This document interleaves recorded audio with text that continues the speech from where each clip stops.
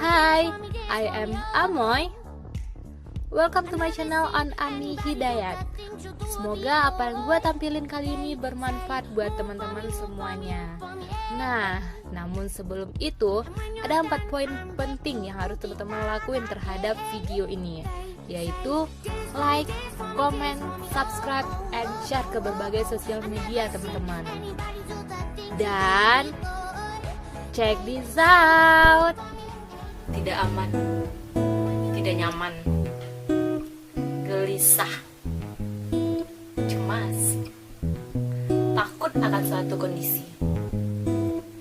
Gue pernah ngalamin hal ini, dan mungkin teman-teman semua juga pernah ngalamin hal ini.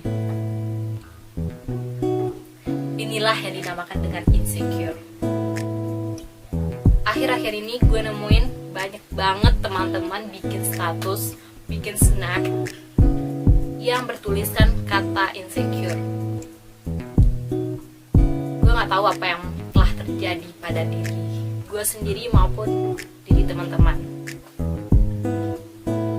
Oke, dari berbagai sumber yang telah gue peroleh, gue dapat menyimpulkan insecure ini kita sendiri yang menciptakan. Karena ini tergantung cara kita menyikapi segala sesuatu hal yang ada di hidup kita, yang ada di kehidupan sehari-hari kita. Bagaimana cara kita memandang diri kita, bagaimana cara kita menyikapi hal yang seharusnya harus kita sikapi dan hal yang seharusnya tidak harus kita sikapi. Lalu, apa sih faktor dari insecure ini sendiri? Rendah diri. Baiklah, di sini ada 2 istilah yang beda makna. Yang pertama ada rendah hati dan yang kedua ada rendah diri. Rendah hati. Rendah hati ini contohnya nih, kita memiliki sikap tolong menolong. Kita di sini membantu teman kita yang lagi kesusahan. Ini rendah hati. Ini patut banget kita contoh karena ini memberikan energi positif buat diri kita maupun teman-teman yang ada di sekitar kita. Dan yang kedua yaitu rendah diri. Rendah diri ini bertolak belakang dengan rendah hati, yang mana rendah diri ini memiliki energi yang negatif tentunya. Misalkan ada teman kita, dia memiliki prestasi. Karena teman-teman kita memiliki prestasi tersebut, kita pun minder. Paling gue gak bisa juga kayak gitu. Halo, setiap orang untuk mencapai prestasi itu beda-beda caranya. Dan di sini, buat teman-teman yang memiliki rasa rendah diri, please, tolong hilangkan dari sekarang, karena itu nggak bagus, karena itu nggak baik. Di sini kita tuh nggak dituntut buat menjadi si A, buat menjadi si B, buat menjadi si C, karena kita tuh beda-beda. Perjalanan kita tuh beda, guys, beda. Gue di sini juga belajar dan membelajarkan diri gue sendiri bagaimana cara gue menyikapi hal ini, bagaimana sih cara gue buat hindari yang namanya rendah diri ini tentunya. Selanjutnya yang ketiga, yang kedua ya. Oke, faktor yang kedua. Faktor yang kedua yaitu takut yang berlebihan.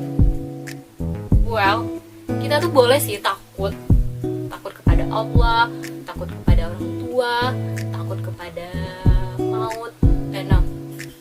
Kalau masalah maut ini kita harus siap ya dalam keadaan apapun gitu, dalam situasi apapun gitu.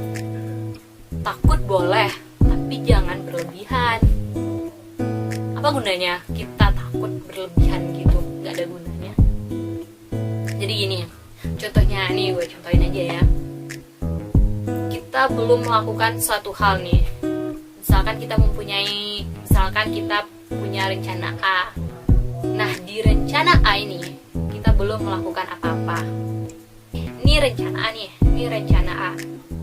Kalau gue ngelakuin ini, ntar gue pasti kayak gini, ntar gue pasti dihindari, ntar gue pasti ditinggalin sama temen-temen gue, ntar gue pasti ditinggalin sama si doi, ntar gue pasti dijauhi, ntar orang-orang gak suka sama gue.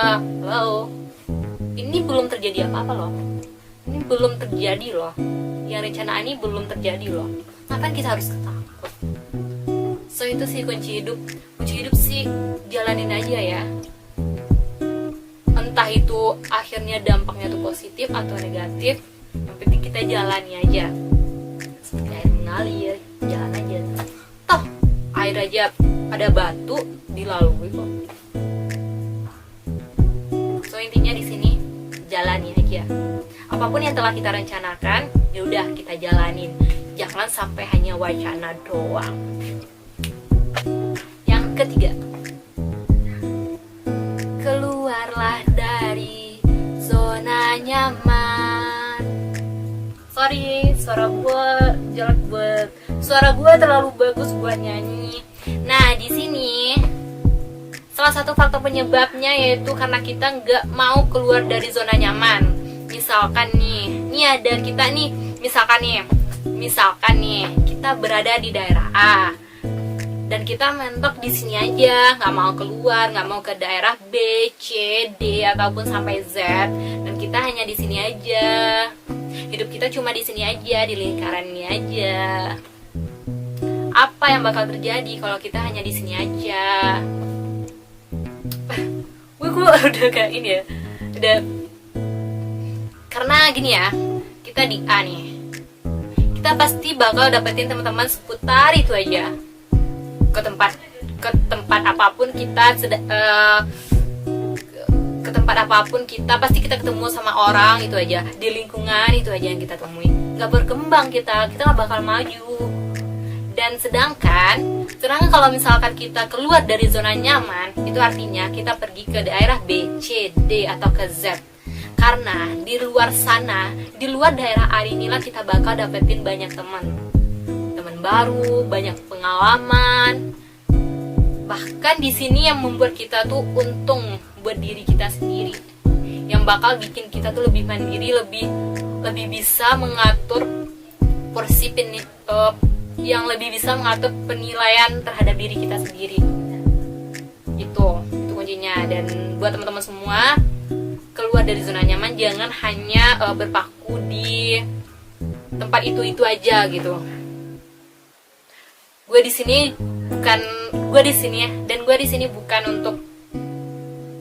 buat untuk membelajarkan teman ya, tapi gue di sini juga membelajarkan diri gue pribadi.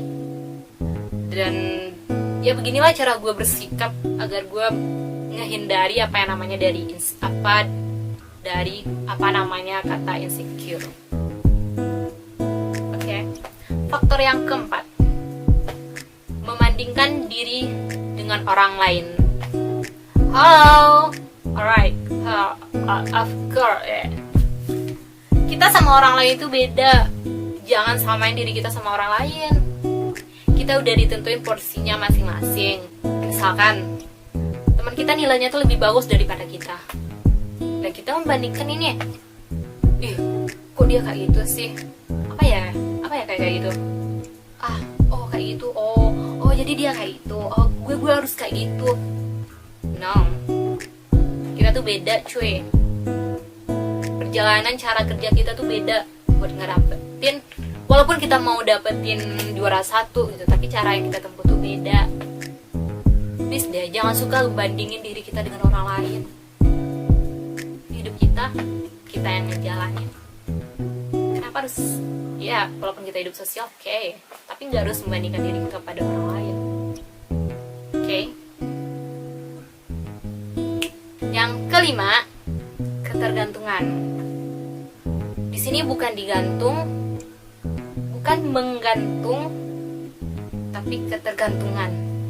Oke, ketergantungan di sini gue berpikir kepada kita menggantungkan diri kita kepada orang lain. Contohnya kita dimanja. Misalkan nih di rumah kita dimanja nih. Di rumah dimanja. Tapi sekarang udah beda kehidupan. Kita udah berada di luar, udah ngekos, udah kuliah.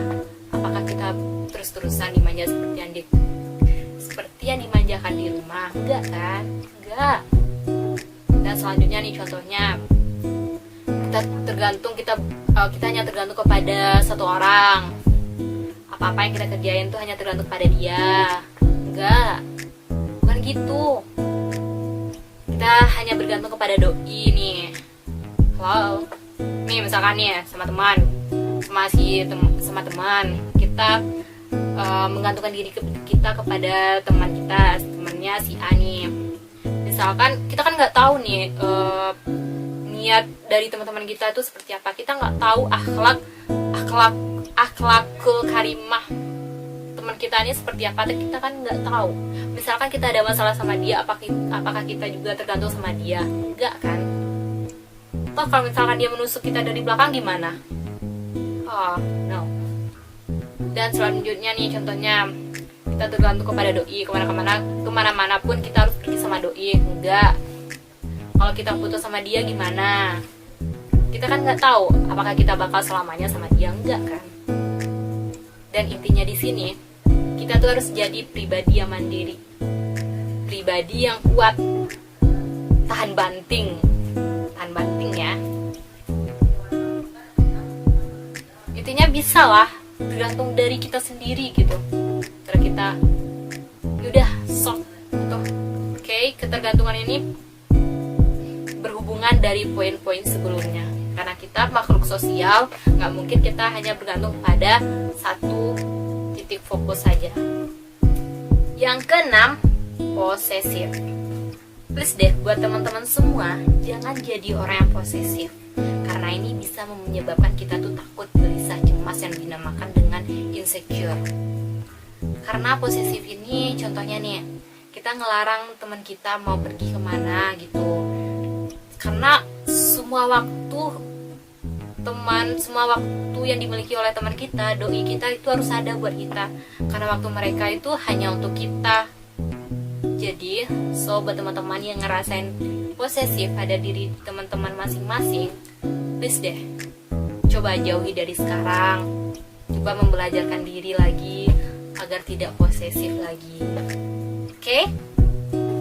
Yang ketujuh, sensitif. Dikit-dikit dengar orang gunjingin kita, orang menghujat kita, sensitif. Kepikiran, gak bisa tidur, 3 hari 2 malam gak bisa tidur. Jangan. Oh, mungkin kena angin dikit, gatel seluruh badan. Enggak, bukan gitu, itu bukan sensitif yang dinamain. Sensitif di sini ya kayak yang tadi yang sebelum ini. Karena apa yang dibilang oleh orang terhadap diri kita sensitif, apa-apa dipikirin. Oh jadi gitu. Atau enggak, kita malah nyerang orang tersebut gitu. Dia menghujat kita dan kita pun menghujat dia. No, bukan gitu ya. Please deh, jangan bersikap jadi orang yang sensitif. Apa-apa selalu dipikirin. Enggak, jangan. Segala suatu hal tuh kita jalanin aja. Entah hubungannya sampai mana nggak tahu. sorry itu sensitif karena apa ya, intinya sih sensitif tuh apa yang dibilang orang kita pikirin matang-matang, dan dikit aja orang ngomong kita bacot aja, kita langsung deh minder, kita langsung deh pergi. Enggak kayak gitu ya. Jadi mulai dari sekarang kita teman-teman udah tahu ya apa makna dari sensitif. Mulai dari sekarang please deh, jangan jadi orang sensitif. Segala satu hal tuh jangan dipikirin, kerjain aja dengan niat lillahi ta'ala. Jangan terlalu dipikirin, itu sih intinya. Dan intinya di sini segala sesuatu hal jangan terlalu dipikirin. Masa bodoh aja orang mau bilang terhadap kita apa, tapi jangan terlalu masa bodoh juga ya. Jadiin itu sebagai introspeksi diri kita, apakah benar apa yang dibicarain diri kita, apa yang dibicarain orang lain terhadap diri kita, apakah benar begitu halnya atau enggak. Oke guys, mungkin itu semua pembahasan kita tentang insecure. Lebih intinya ya yang gue dapetin sumber-sumbernya. Dan di sini gue bukan untuk membelajarkan teman-teman semua, karena di sini gue juga membelajarkan diri gue bagaimana cara gue menyikapi hal tentang yang dinamakan dengan insecure tersebut. Dan semoga dengan video kali ini bermanfaat buat teman-teman semua. Please, ini hidup, slow aja, santai aja, jangan terlalu dipikirin. Oke, jangan lupa like, comment, subscribe, and share ke kalangan-kalangan yang membutuhkan ini. Finally, I am Amoy. Bye.